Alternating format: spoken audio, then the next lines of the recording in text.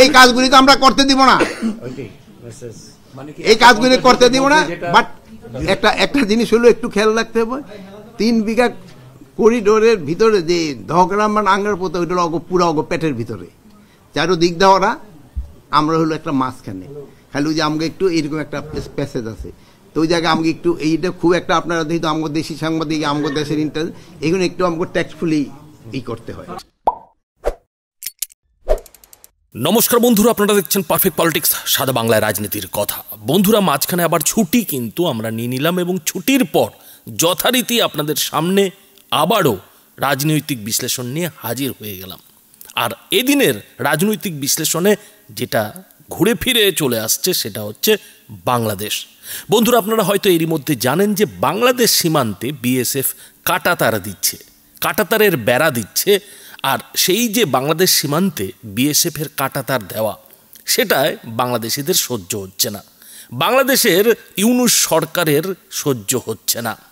আর সেই জন্যই কিন্তু যেটা দেখা যাচ্ছে যে বিএসএফের কাঁটাতার দেওয়া নিয়ে বাংলাদেশে হইচই কাণ্ড শুরু হয়ে গেছে। বাংলাদেশের যে বর্ডার সিকিউরিটি ফোর্স অর্থাৎ বিজিবি, সেই বিজিবি তো বিএসএফকে বাধা দিচ্ছেই, কিন্তু একা বিজিবির পক্ষে বিএসএফকে সামলানো সম্ভব হচ্ছে না। আর সেই কারণে যেটা দেখা যাচ্ছে যে যেখানেই বিএসএফকে কাঁটাতার দিতে বিজিবি বাধা দিচ্ছে, সেখানেই কিন্তু বিজিবি বাংলাদেশের স্থানীয় মানুষদের সঙ্গে নিচ্ছে। আর এই স্থানীয় মানুষেরা হাতে একেবারে লাঠি, সড়কি, হাসোয়া নিয়ে সীমান্তে হাজির হয়ে গিয়ে ঝামেলা পাকাচ্ছেন। ঝামেলা পাকিয়ে একটা ইস্যু তৈরি করার চেষ্টা চলছে, দেখানোর চেষ্টা চলছে পৃথিবীকে, সারা বিশ্বকে, যে দেখুন কিভাবে ভারত জোর করে সীমান্তে কাঁটাতার দিচ্ছে। এখন বিজেপি কিংবা ইউনূস সরকারের যেটা দাবি যে ভারত জোর করে নাকি সীমান্তে কাঁটাতার দিচ্ছে, জোর করে ভারত সীমান্ত বন্ধ করছে, এইটাকে ইস্যু করে বাংলাদেশ যে চিল্লামিল্লিটা করছে, বাংলাদেশ যে মরা কান্নাটা শুরু করেছে, বাংলাদেশিদের মধ্যে যে হইচইটা শুরু হয়েছে, এর পেছনে আসল রহস্যটা কি? সীমান্তে যদি কাঁটাতার দিয়ে ভারত চোরাচালান বন্ধ করে, তাহলে বাংলাদেশের তো খুশি হওয়ার কথা, বাংলাদেশের মানুষেরও তো খুশি হওয়ার কথা, কেননা এতে দুই দেশেরই যে চোরাচালান চলে সেই চোরাচালানটা বন্ধ হবে। আর চোরাচালান যদি বন্ধ হয়, তাতে ভারতের যদি লাভ হয়, সেই সঙ্গে তো বাংলাদেশেরও লাভ হওয়ার কথা।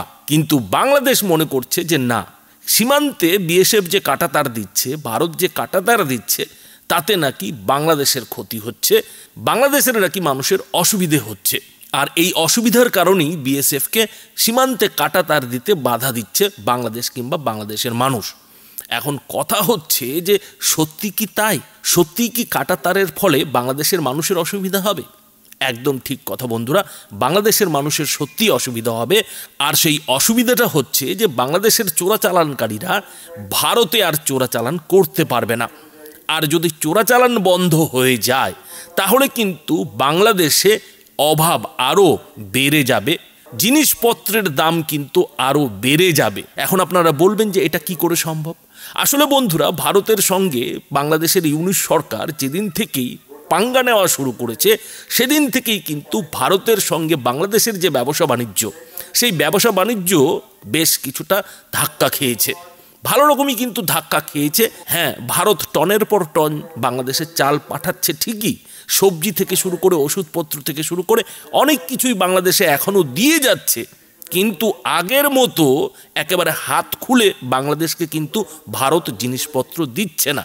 আগে যে দাম ভারত বাংলাদেশের কাছ থেকে জিনিসপত্রের নিত, সেই দামেও কিন্তু বাংলাদেশকে জিনিসপত্র দেওয়া হচ্ছে না।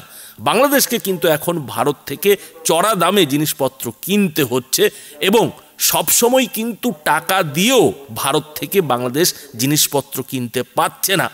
আর তার ফলে কিন্তু বাংলাদেশ বাইরের অন্য দেশ থেকে জিনিসপত্র আনাতে বাধ্য হচ্ছে, যেটা কিনা মিডিয়ায় হাইপ তুলে বলা হচ্ছে যে বাংলাদেশ ভারত থেকে নয়, অন্য দেশ থেকে জিনিসপত্র আমদানি করবে।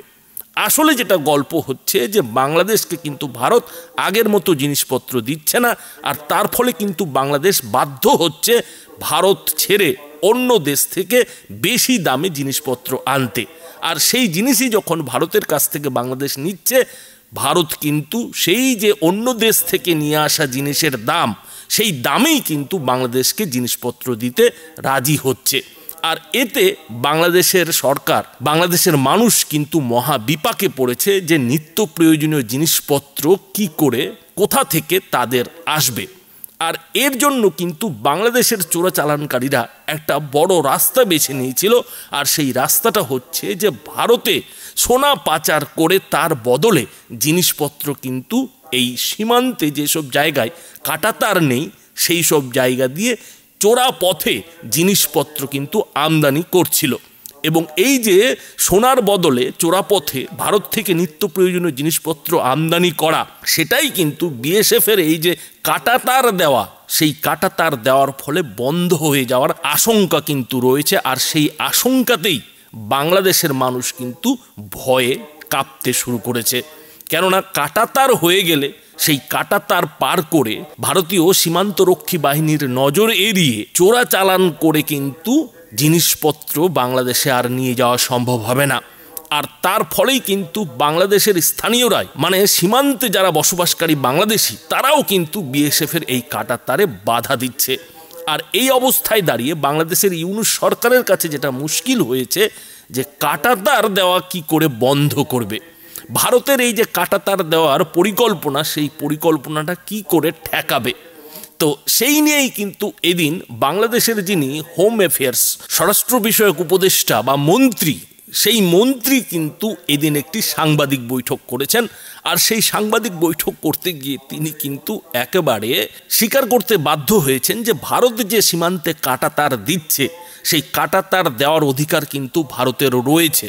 কিন্তু তারপরেও বাংলাদেশ চাইছে যে তাদের অনুমতি ছাড়া, মানে ইউনূস সরকারের সঙ্গে কোনো আলোচনা ছাড়া যাতে ভারত সরকার কিংবা ভারতের যে সীমান্তরক্ষী বাহিনী বিএসএফ, তারা যেন সেই কাজটা না করে। কেননা বাংলাদেশের মানুষের কিন্তু কোথাও একটা আপত্তি রয়েছে।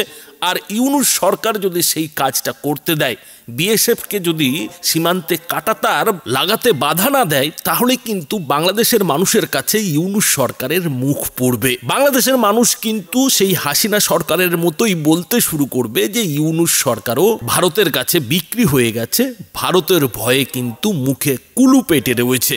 আর সেই ছবিটা, সেই ভাবনাটা যাতে বাংলাদেশের মানুষের মনের মধ্যে না আসে, তার জন্যে কিন্তু ইউনূস সরকারের তরফ থেকে এরই মধ্যে ছটফটানি শুরু হয়ে গেছে।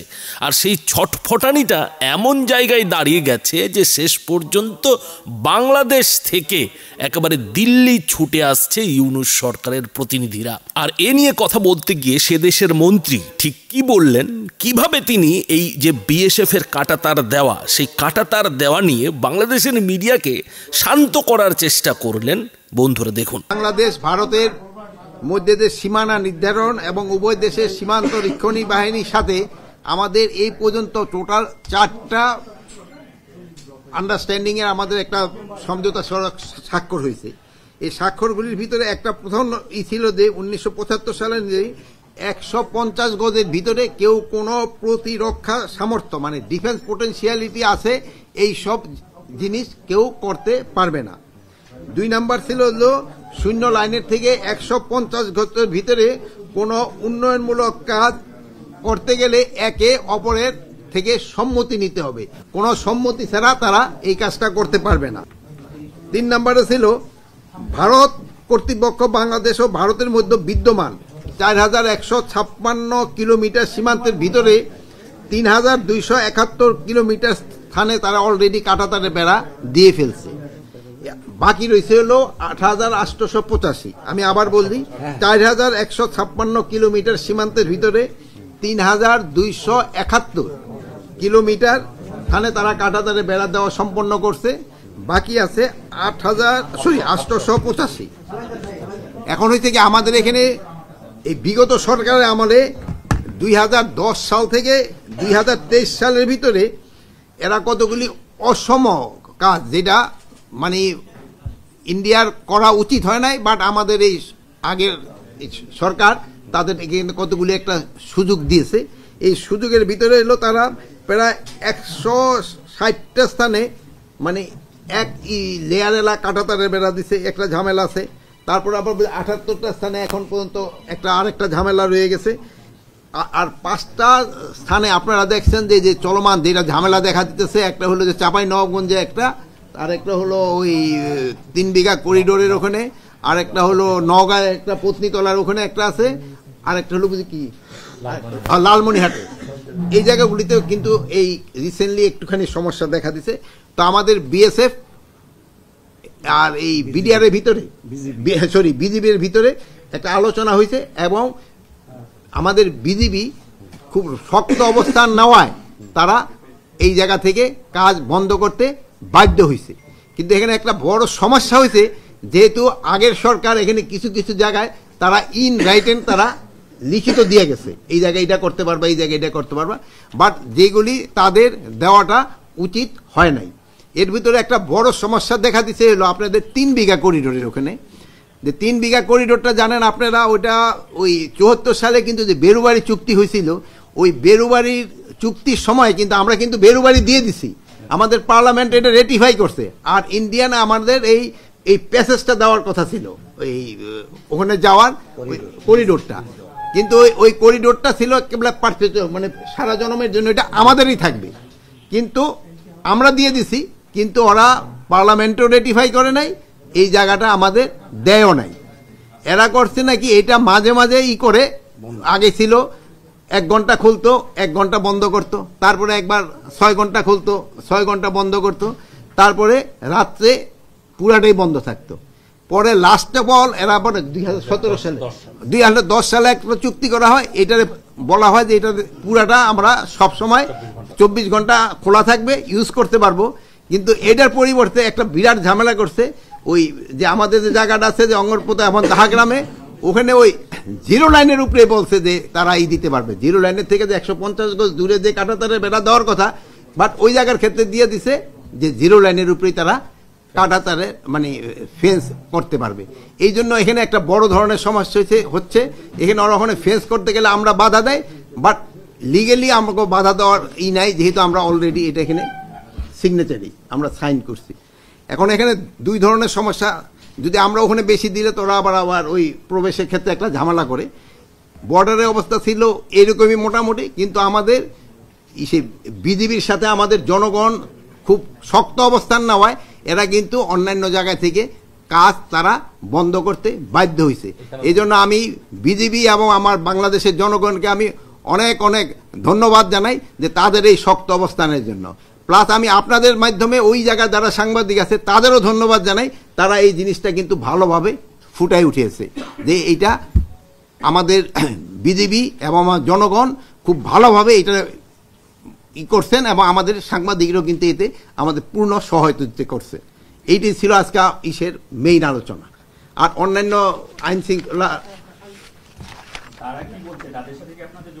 হ্যাঁ, তাদের সাথে আমাদের লেভেলে সব যোগাযোগ হচ্ছে।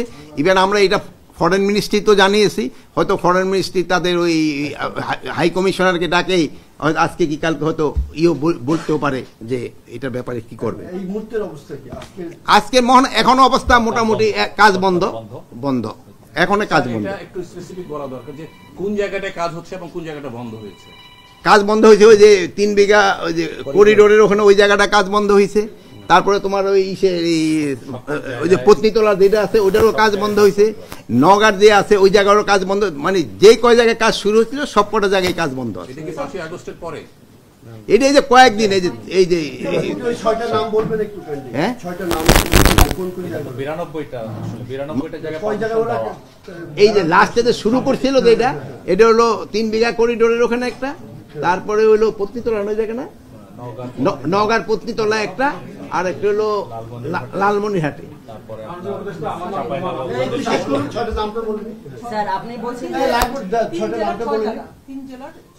পাঁচটা জায়গায় মনে হয়, 5টা জায়গায়। 3 বিঘা নওগাঁ লালমনিরহাট নামগুলি আপনি পুরোটা নিয়ে নিন।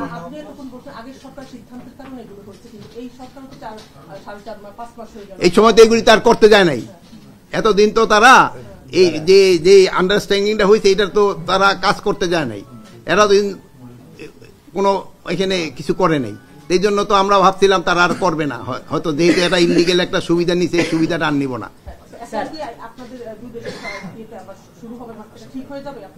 আমাদের ডিজির একটা ভিজিট আছে নেক্সট মান্থে মিটিংয়ে, এটা নিয়ে আলোচনা হবে এবং আলোচনা করে এটা আমরা ফেব্রুয়ারিতে আমরা এটা যেন ওইটা হয় বন্ধ করা যায়। এই কাজগুলি তো আমরা করতে দিব না, এই কাজগুলি করতে দিব না। বাট একটা জিনিস হলো একটু খেয়াল রাখতে হবে, 3 বিঘা করিডোরের ভিতরে যে ধগরাম আঙ্গার পোতা ওইটা পুরো পেটের ভিতরে চারোদিক দেওয়ারা, আমরা হলো একটা মাঝখানে খালি ওই যে আমাকে একটু এরকম একটা প্যাসেজ আছে, তো ওই জায়গায় আমাকে একটু এইটা খুব একটা আপনারা যেহেতু আমাদের দেশি সাংবাদিক আমাদের দেশের ইন্টারেস্ট এগুলো একটু আমাকে ট্যাক্সফুলি করতে হয়। স্যার আপনি বলেছেন যে অসম কিছু অনুমতি দিয়ে গেছে গেল সরকার, ওই অনুমতিগুলো কি বাদ দিবে এই সরকার? ওইগুলোর ব্যাপারে কি হবে? এই জন্যই তো এই যে ফেব্রুয়ারি মাসে যাচ্ছে এবং আমি ওই অলরেডি আমরা ইসেরে বলছি যে আমরা অলরেডি একটা চিঠি দিব যে ওইগুলি আমার যেগুলি অসম চুক্তি হয়েছে ওইগুলি যেন বাদ দেওয়া যায়।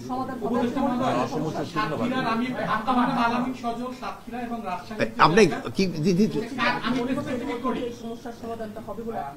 অবশ্যই অবশ্যই অবশ্যই সমস্যা হবে, সমাধান হবে, এইটাই তো কাজ। সমস্যাও একটা শব্দ, সমাধানও একটা শব্দ, এই দুইটাই কাজে লাগতে হবে।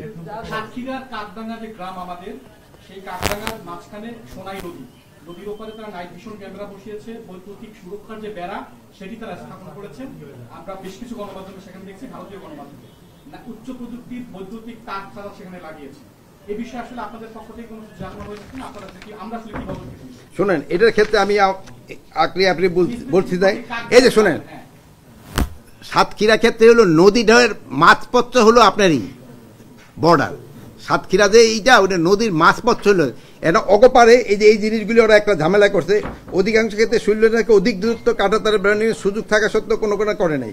আবার অনেক জায়গায় তারা ওই ইসের এই যে বললেন না হাই পাওয়ার নাইট ভিশন এইগুলি, বাট এটা যদিও অগ জায়গায় বসাইছে, বাট এইটাও বসানো উচিত না। এটা ক্ষেত্রে এরা কিন্তু বাধা দিলে অনেক জায়গায় আবার তারা বন্ধ করে দেয়।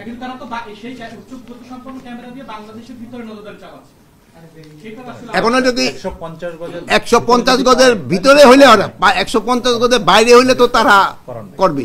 এখান থেকে এখন তো বলা যায় না, সব দেশের কিছু কিছু জায়গায় সবাই নজরদারি করে, আমরাও কিছু কিছু জায়গায় নজরদারি করি।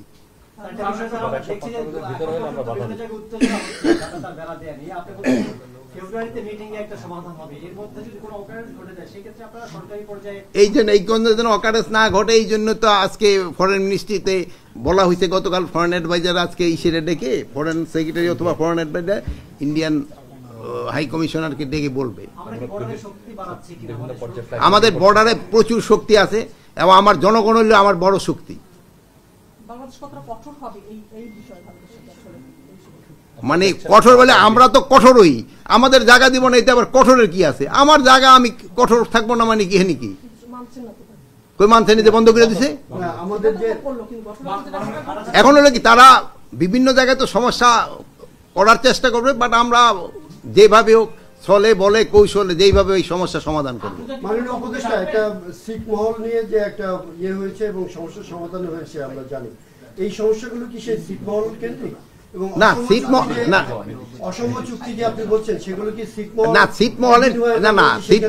ছিটমহল জিনিসগুলি কিন্তু আলাদা জিনিস। ছিটমহল হলো আপনার দেশের ভিতরে, আমাদের কতটুকু ইন্ডিয়ার ভিতরে আমাদের হয়তো একটা গোল একটা জায়গা একটা পুকুরের ওইগুলি ছিল, ওইগুলির সাথে এই বর্ডারের এটার কোনো সম্পর্ক নেই।